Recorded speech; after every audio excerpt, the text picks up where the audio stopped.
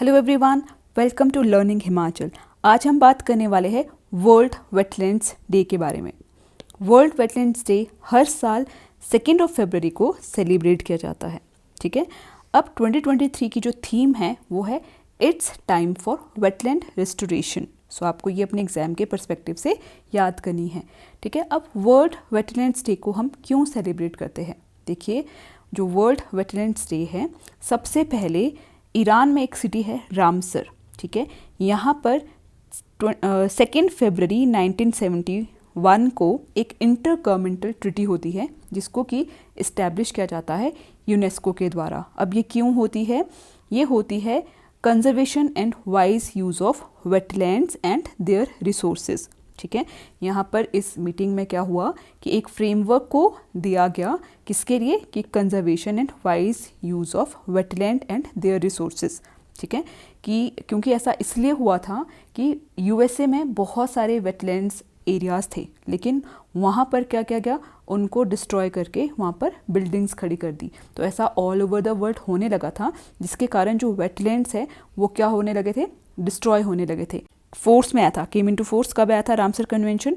21 दिसंबर 1975, लेकिन इसको अडॉप्ट किया गया था 2 फरवरी को। इसीलिए हर साल 2 फरवरी को वर्ल्ड वेटलैंड्स डे को सेलिब्रेट किया जाता है। अब अगर हम इंडिया की बात करते हैं तो जो सबसे पहली रामसर साइट बनी थी, देखिए रामसर साइट क्यों इसको बोला जाता है? क्योंकि सबसे पहले जो मीटिंग हुई थी वो रामसर में हुई थी, तो इनको रामसर साइट्स भी बोला जाता है। तो वो थी आपकी चिलिका लेक और कियोलादियो नेशनल पार्क, जो कि आपका राजस्थान में है। तो इन दोनों को जो सबसे पहले रामसर साइट के रूप में इंडिया में इस्टेब्लिश किया गया था। ठीक है, अभी अगर हम प्रेजेंटली बात करें तो इंडिया में 75 रामसर साइट्स हैं। ठीक है, और जो maximum number of Ramsar sites है इंडिया में वो है तमिलनाडु में। कितनी है? 14। और यूपी में है 10। सबसे पहले यूपी में थी सबसे ज़्यादा रामसर साइट्स, लेकिन अभी रिसेंटली जो डाटा ऐड हुआ है, जो रामसर साइट्स फिर से डिक्लेयर हुई है, तो उसके अकॉर्डिंगली जो तमिलनाडु है वहाँ पर सबसे ज़्यादा हमारी रामसर साइट्स है। अब कुछ और फैक्ट्स, जैसे मैंने आपको ऑलरेडी बताया कि total number of Ramsar sites जो इंडिया में है वो है 75, और इसी साल इंडिया ने अपना 75th ईयर ऑफ इंडिपेंडेंस को भी सेलिब्रेट किया है। एक और इम्पॉर्टेंट फैक्ट है कि अगर हम एशिया की बात करते हैं तो इंडिया के पास क्या है? लार्जेस्ट नेटवर्क है रामसर साइट का।